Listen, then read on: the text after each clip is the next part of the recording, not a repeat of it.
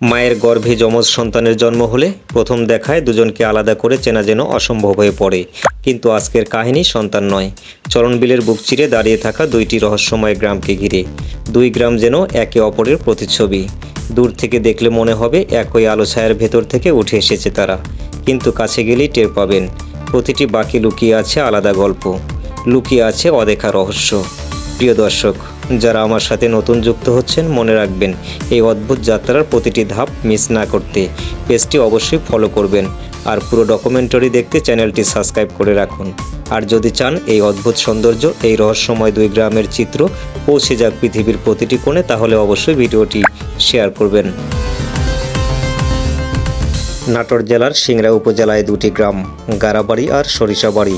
দেখতে আলাদা হলেও প্রতিটি বাড়ি, প্রতিটি পথ যেন অদৃশ্য সুতোয় বাঁধা। এরা দুজন নয়, এজন্য এক সত্তা। চলুন পাখির চোখে ঘুরে আসি এই রহস্যময় যমজ গ্রাম থেকে। আমরা গ্রামের প্রবেশ পথে পা রাখতেই চোখে পড়ল এক ভিন্ন দৃশ্য। বর্ষা মৌসুমের কারণে চারদিকে শুধু পানি আর পানি। মনে হয় এ যেন এক অদৃশ্য সমুদ্রের বুক চিরে আমরা এগিয়ে যাচ্ছি। অবশেষে পৌঁছলাম গ্রামের কেন্দ্রবিন্দুতে, একটি পুরনো ব্রিজ। গ্রামের সব পথ যেন এসে মিশেছে এই ব্রিজে। যেন এটি শুধু ইট সিমেন্টের সেতু নয়, এ যেন রহস্যময় এক দ্বার, যেখান থেকে শুরু হয় গ্রামের আসল গল্প। সেই ব্রিজে দাঁড়িয়ে ডান পাশে তাকাতেই ভেসে উঠল ঘরবাড়ি সহ পশ্চিম পাড়া। পাড়াটির প্রতিটি ঘর, প্রতিটি আঙিনা, প্রতিটি গলিপথে লুকিয়ে আছে অগণিত স্মৃতি। যেন নীরব প্রকৃতির বুকের ওপর ছড়িয়ে আছে এক জীবন্ত ইতিহাস। পশ্চিম পাড়ার ঠিক গা ঘেঁষেই শুরু হয় ধরার পুকুর পাড়। নাম শুনলেই বোঝা যায় এ পাড়ার মূল কেন্দ্র একটি পুকুর। পুকুরকে ঘিরেই যেন বৃত্তাকারে সাজানো সব বাড়িঘর। জলের আয়নায় প্রতিফলিত হয় গাছপালা, মাটির ঘর, মানুষের প্রতিদিনের চলাফেরা। মনে হয় এই পুকুর শুধু পানি নয়, এ যেন পুরো পাড়ার প্রাণ, চারপাশের মানুষকে বেঁধে রাখা এক অদৃশ্য বন্ধন। ব্রিজের বাম পাশে তাকাতেই চোখে পড়ল একটি ছোট্ট পুকুর।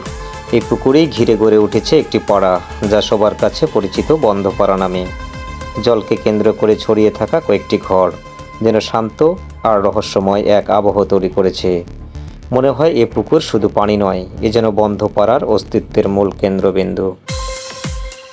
ব্রিজের ওপর দাঁড়িয়ে এবার চোখ ফেরালাম বাম পাশে। দূরে ভেসে উঠল এক বিস্তৃত জনপদ। এটি পূর্বপাড়া। ঘনবসতির এই পাড়া যেন গ্রামের প্রাণকেন্দ্র। আর এর সঙ্গে যুক্ত আছে একটি খেলার মাঠ, যেটি স্থানীয়দের কাছে পরিচিত স্কুল মাঠ নামে। মাঠের কোণ ঘেঁষে দাঁড়িয়ে আছে একটি ছোট্ট প্রাথমিক বিদ্যালয়। আশ্চর্যের বিষয় হলো, বিদ্যালয়টি যদিও গারাবাড়ি গ্রামের সীমার মধ্যে, তবু এর নামকরণ হয়েছে সরিষাবাড়ি সরকারি প্রাথমিক বিদ্যালয়। নামটি যেন শুধু একটি পরিচয় নয়, বরং দুই গ্রামের মেলবন্ধনের এক নীরব ইতিহাস।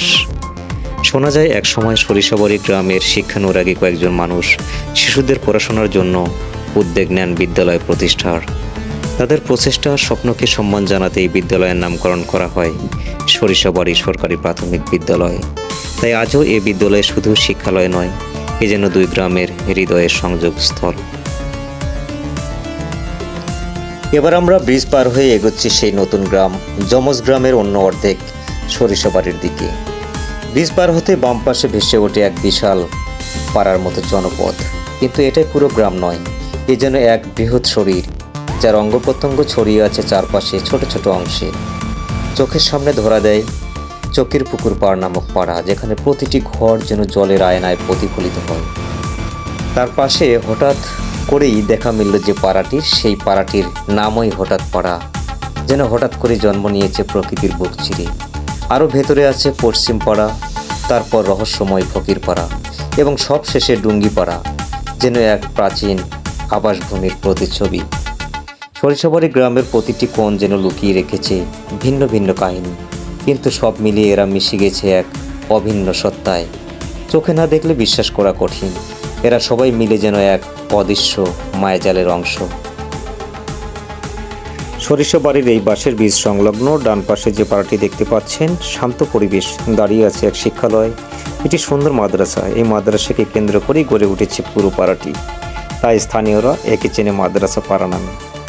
দিনভর কোরআনের সুমধুর তিলাওয়াত আর শিশুদের পড়ার শব্দ পাড়ার নিস্তব্ধতা ভেঙে এক ভিন্ন আবহ তৈরি করে। মনে হয় এই পাড়ার প্রতিটি ইট পাথর, প্রতিটি গাছপালা যেন শিক্ষার আলোয় ভিজে আছে।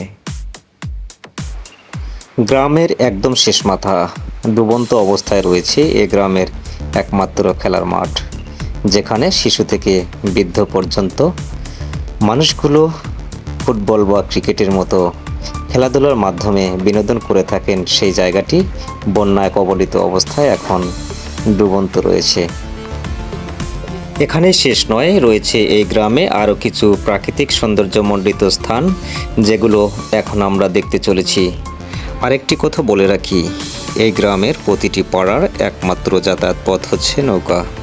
নৌকা ছাড়া যেন একজন মানুষ কোনোভাবেই এক পাড়া থেকে আর এক পাড়ায় যাওয়া সম্ভব নয়।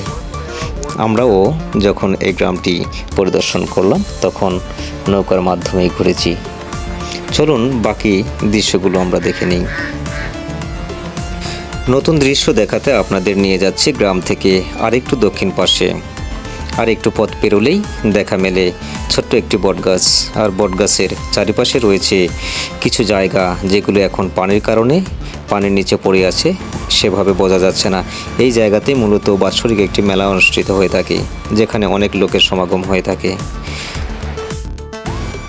এখান থেকে পশ্চিম দিকে সংলগ্ন আরেকটি ছোট্ট জায়গা রয়েছে, যেখানে বৃক্ষ দ্বারা আবৃত ছোট্ট একটি ভিটা, যেখানে একটা সময় মাজার হিসেবে পরিচিত ছিল, যেখানে মাজারের কার্যক্রমগুলো অনুষ্ঠিত হতো, কিন্তু এখন সেই দৃশ্যগুলো দেখা যায় না। প্রকৃতপক্ষে এই গ্রামটি ক্যামেরার চোখে যতটা ধরা পড়েছে, তাতে তার আসল সৌন্দর্যের মাত্রা কিছুই বলা যায়নি। বাস্তবে ঘুরে দেখলে এর প্রকৃতি, মানুষের জীবন আর গ্রামের মায়া আপনাকে আরও মুগ্ধ করবে।